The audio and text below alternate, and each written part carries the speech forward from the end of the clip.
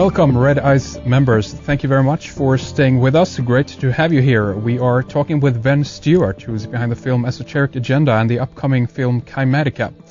And I want to begin this segment to talk a little bit more about the title of your new upcoming film, Ben, and ask you a little bit about what the importance of cymatics or kinematics have in your film. Is it, more of a metaphor for the concept of, for instance, how to kind of achieve a structural change or even a shape of beauty to come about through the change of a frequency? Or do you know at this point if you're really going to go into like the mechanics of cymatics itself? Well, I do get into a lot of what cymatics is, and especially the sacred geometry behind it, and what exactly how that kind of plays out in our world on a day-to-day basis. But really, it's not the bulk of the film. But the reason I chose that title was because that it kind of brings the mind back, regardless of what the film gets into and what kind of chaos we see in an everyday basis. It kind of just humbles us when we take like a deep step back and take a look at what we actually truly are and how we're connected through not just vibration, but through an essence that is the spirit, really. And so cymatics, yes, it's the effect of sound, sound on matter. So I do get into that a lot, and I'll also get into how there's actually a language behind that vibration. There's a language in cymatics that is more of a true language that, obviously there's no way to misinterpret something along those lines. It's not only just a mathematical equation, but it's a very very specific language, and that actually I'm going to kind of tie that into shamanism with the language of the plants and the language of nature, specifically ayahuasca shamanism, because the idea behind that form of shamanism is the fact that you're gaining the wisdom of this plant that is much older and much wiser than we are, obviously. So, obviously there's an inherent vibration in all of nature, and it permeates like all of existence pretty much. So, yes, I do get into that a lot, but it's really, as you said, it's more of a metaphor to keep you on track when you start feeling a little disheartened from some of what you see in the world today. Now, just for those who aren't at all familiar with cymatics, you briefly mentioned it, but can you put it to us in a nutshell of what it is about? And also I want to ask you if you ever actually tried yourself, for instance, of putting, let's say sand on a metal plate or something like that, and actually have a frequency, like playing something throughout the loudspeaker. I'm not actually sure myself exactly how it's done. Do you know? Are you aware of that? Well, it's I actually have not done it myself.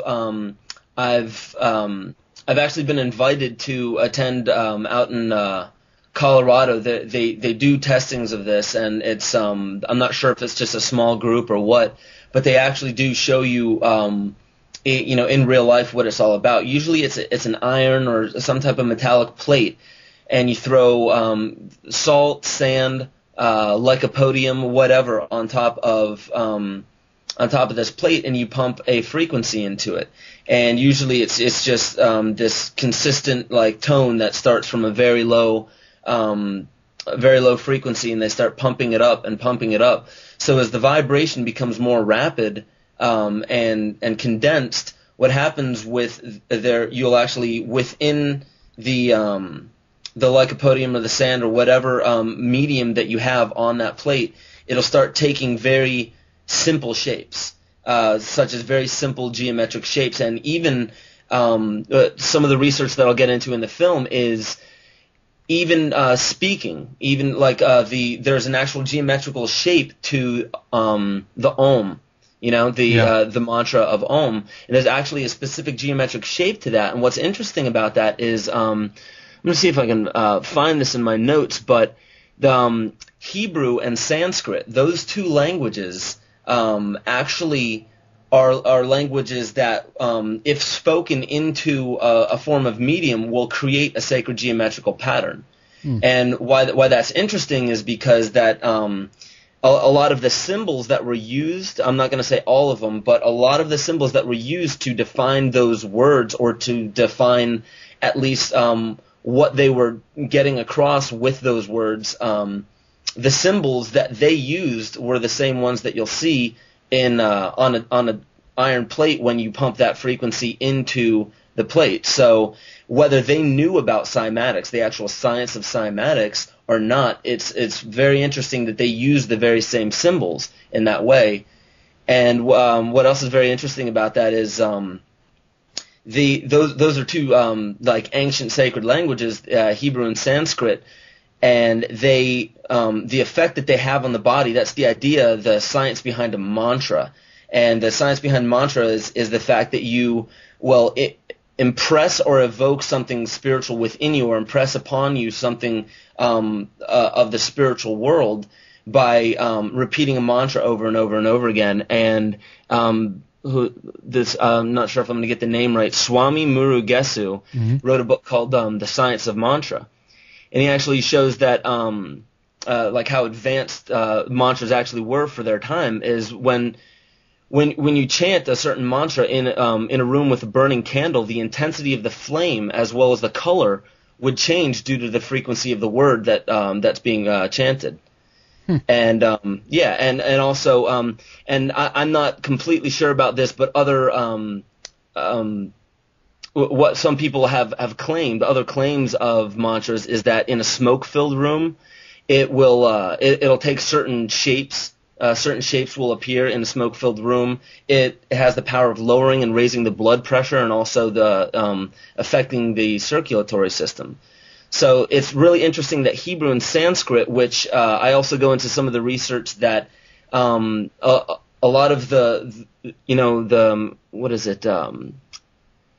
languages between Hebrew and Sanskrit, a lot of kind of like the character that they use, that's what it is, phonetic and more morphemic characters in their language are very similar. Yes. Kind of.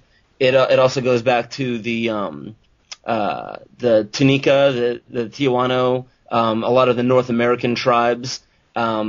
It seems like they all have a common origin. So absolutely, like the first. That right there, also, sorry to interrupt you, Ben, but it goes back to the idea of the first language, what have you, and there's actually some people who've tracked back, its origins actually back to Egypt or some of the Middle Eastern regions, of course, that this actually has to do with the more advanced civilization that were there at that specific point. There's even people who've done research between the similarities between rune scripture that we used up here in the north, for instance, and Hebrew.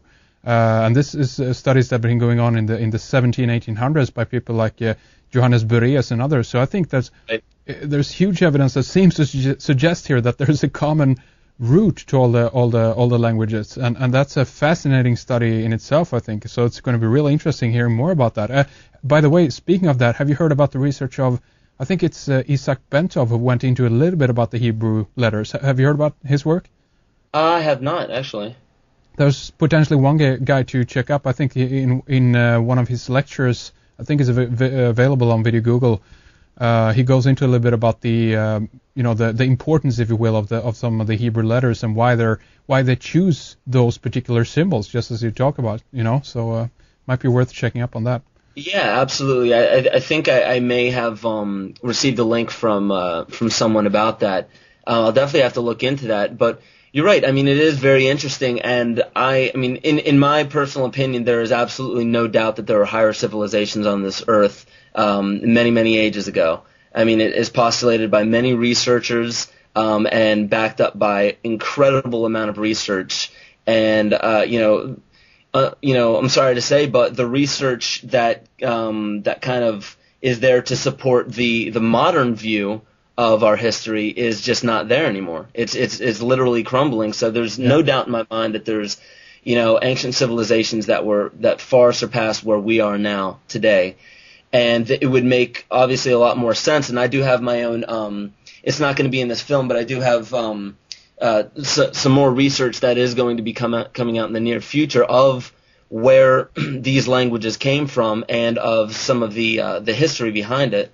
But Yeah, it's really interesting, but I think I may have mentioned this in my original interview with you, is the fact that what's interesting about the English language is it seems that it's 100% role reversal of those sacred languages, the Hebrew and the Sanskrit. Mm-hmm. It's completely backwards from it. So if there is, there's a lot of evidence supporting it, but if there's something there behind the sacred effects of these languages on the body through, cymatics, through the vibration of this language, Mm-hmm. then it's pretty interesting to note that the English language is, an exact reversal of that. What do you think that would imply? That it's detrimental using the language? Any ideas? Well, that's an idea. I try not to postulate anything without too much research of my own. That's definitely the idea that Leonard Horowitz has. He actually put some of that research in his book, The Healing Codes for the Biological Apocalypse. He gets into that, but the verdict's not in with me on that, but definitely a lot of the evidence is pointing in that direction, whether it be through complacency or by design. It's just interesting that it is, an exact reversal of those languages. And it's a very modern language as well. I mean, pretty much the idea goes that, through the potential use or even promotion, I guess, of William Shakespeare, who people have postulated actually is Francis Bacon, that there is some kind of specific agenda behind actually creating the English language in that sense, and that it's very modern, put together recently, and it could be some kind of if you will, esoteric or occult purpose of it. The developers behind it could definitely have been involved in some of the more interesting arts, as it were. Well, absolutely, and that actually touches upon a lot of my work that goes into again, whether it's by whether it was through complacency or by design. I don't think anything is truly an accident. Only on the physical level do things appear as being by chance or by accident. But yeah.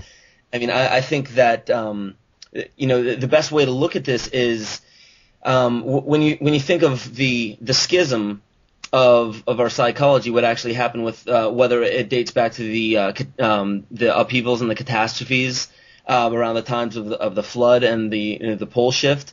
But when there was this schism, a lot of people state that this was where ego began to dominate in a sense. The ego was there beforehand, but only as a preventative measure, and ego began to dominate in a sense. And this that right there could show kind of the schism basically being two forms of information coming into us at any given time. That right there is duality in a sense. So when you're thinking of the ego that is trying to basically step in place of what the true self is, and in a sense rival it and take over what the true self is, it's the same as you would think of in Scripture as Lucifer, trying to rise up, the morning star that was rivaling the Lord in Scriptures. If you look at it in that sense, you would have a temptation coming from the ego, and then you would also have that other form of I guess like a signal or some form of guidance through another source, being the self. Mm-hmm. So in a way, when you look at it in that sense, it's a psychological schism that you're getting into. So regardless, at a deeper level, we could be serving a secret purpose that we're not even aware of, right. Simply through that. So just how the English language came about. I mean, there's a lot of really interesting evidence that shows that it was definitely brought about in a form or in a manner to, whether spiritually or psychically, I don't want to say it, chain people to the earth and kind of like right. do exactly